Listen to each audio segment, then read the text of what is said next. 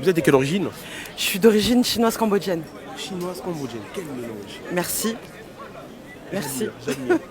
Et en France, vous êtes là depuis longtemps ou Ah, je suis née en France, moi. Ah ouais, d'accord. Mais je sais que ce pays, c'est un pays laïque. Exactement. Et par rapport à votre style, c'est un peu controversé dans ce pays. Comment vous le prenez? Ben, moi, je le vis bien, en fait. Moi, après, c'est mon choix personnel. Et du coup, étant donné que je suis passée par plusieurs religions, d'où par rapport à ma famille, etc. Et donc, en fait, j'ai trouvé juste l'apaisement dans l'islam, tout simplement. Oh, super. Mais qui vous a inspiré de... Ah, bah, déjà, par rapport à mon entourage, quand j'étais plus jeune. Et en fait, après, directement, j'ai commencé à lire, très jeune.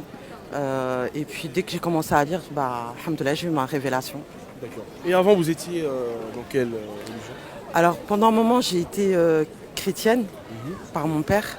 Et par ma mère, à un moment, j'ai été bouddhiste. Ah ouais, bouddhiste. Ouais, voilà. D'accord. Et donc, Et là... en fait, mais bien dedans, en fait, dans les deux religions, bien dedans. Et du coup, en fait, il y avait quelque chose qui manquait. Tu vois, c'est comme un plat, tu vois, il manque quelque chose. Tu te dis, tu sais, tu rajoutes du sel, tu rajoutes un peu de magie, tu rajoutes... Il y a toujours quelque chose qui manque. Et donc, tu rajoutes un peu de piment. Et là, j'ai trouvé le truc qu'il me fallait, en fait. Je pense que c'est vraiment rare de rencontrer une personne qui a traversé les 3 ou plus de 3 religions. Genre bouddhiste, l'islam, christianisme. Est-ce que vous avez acquis une expérience? Alors en fait, dans le christianisme, je trouve qu'ils ont un beau cercle d'études. Ils étudient beaucoup. Et ce qui est bien, c'est qu'ils étudient aussi d'autres religions pour justement convertir, etc. Donc il y a énormément de sciences. Le bouddhiste, en fait, ce qui est bien, c'est qu'il y a beaucoup de spiritualité. On parle beaucoup des ancêtres, de la résurrection, etc. Et en fait, il y a beaucoup de spiritualité par rapport aux arbres, aux plantes, tout ce qui nous entoure. Donc en fait, arbres? Ouais, on a une perception en fait de tout ça, de toute la nature en fait. Et pour moi, l'islam en fait, ça regroupe tout ça en fait. C'est-à-dire que au niveau de la nature, au niveau de tout ça, on doit le respecter. Enfin, ça englobe vraiment toutes les croyances que j'ai pu avoir. Et je me posais des questions par rapport au christianisme, dans le sens où pourquoi on ne fait pas plus de prières? Pourquoi quand on doit aller au confessionnal? Pourquoi ceci? Pourquoi cela? Et du coup, en fait, dans l'islam, ça m'a appris qu'en fait, tu as péché, toi-même tu demandes tes péchés. En fait, c'est entre toi et ton créateur et tu n'as pas de barrière en fait. C'est vraiment un lien direct. Et ce lien direct, en fait, tu l'as en construisant, en faisant tes 5 prières, en te rappelant à lui, etc. etc.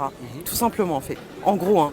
D'accord, en gros. Et en parlant de l'accoutrement, parce que là je vois que vous êtes voilé, c'est plus le cœur ou même le physique, comment la personne est physiquement, c'est idéal, ça compte en fait. Après, moi, tu as vu, je suis passée ça fait très longtemps que je me suis voilée. Et en fait, je suis passée par plein de styles vestimentaires, on va dire. Que ce soit du jilbab, de la abaya, tu sais, la robe longue, ou un truc un peu plus moderne.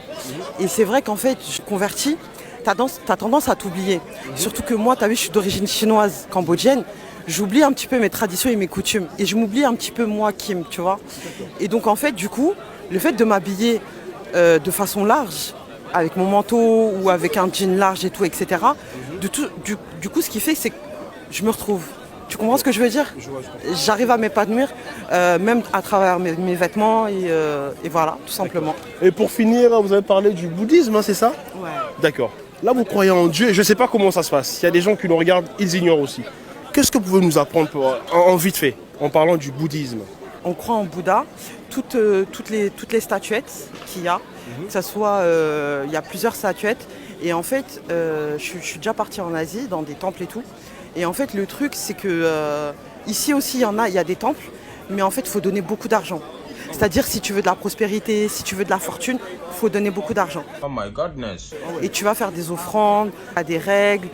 Par exemple, et tu as le bouddhisme, tu sais, du côté de mon père qui est cambodgien, où par exemple, tu vois, la femme, une fois qu'elle est ménopausée, c'est-à-dire qu'elle a plus ses règles, elle doit avoir les cheveux courts. Tu sais, il y a plein de trucs comme ça, tu vois. Il y a trop de restrictions. Ouais, il y a beaucoup de restrictions. Par exemple, tu vois, par exemple, ils disent que tu as 3 vies. Si aujourd'hui tu vis là, si par exemple dans cette vie-là, il y a une personne qui t'a fait la misère, mais de folie, ça veut dire que dans ta vie antérieure, et ben cette personne-là, c'est toi qui lui a fait la misère. Donc dans cette vie-là, tu te dois de prendre sur toi, de demander le pardon, et etc. etc. D'accord. En gros, hein. En gros, je comprends. Ah ouais, j'espère que vous avez bien compris. Mais moi, ce que j'ai retenu, vous êtes dans l'idolâtrie, côté Bouddha. C'est Ouais, ça? voilà, exactement. L'idolâtrie, tout ce qui est offrande, tout ce qui est machin.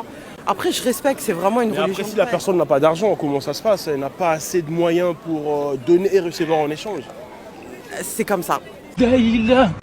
C'est comme ça. Et après, voilà, chaque religion a son. Donc, voilà. En tout cas, merci beaucoup, Kim. Bah, c'est moi qui te remercie.